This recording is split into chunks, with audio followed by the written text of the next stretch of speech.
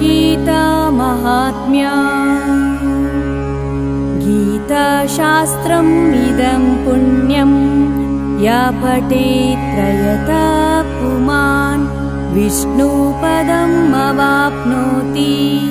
भयशोकादिवर्जित गीताध्ययनशीलस्य प्राणायामापरस्य च नैव सन्ति हि पापानि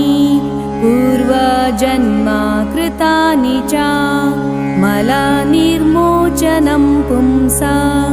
जलस्नानं दिने दिने सकृद्गीताम्भसि स्नानं संसारमलनाशनं गीतासुगीतकर्तव्या किमन्ये शास्त्रविस्तरे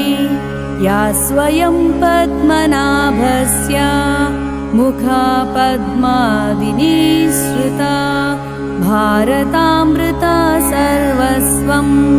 विष्णोर्वक्त्रद्विनिःसृतम् गीता गङ्गोदकं पीत्वा पुनर्जन्म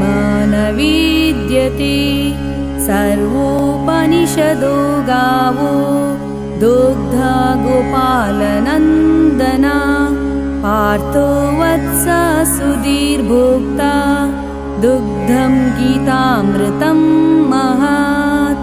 एकं शास्त्रं देवकी पुत्रगीतम् एको देवो देवकी पुत्र एव एको मन्त्रस्तस्य नामानि यानि कर्माप्येकं तस्य देवस्य सेवा।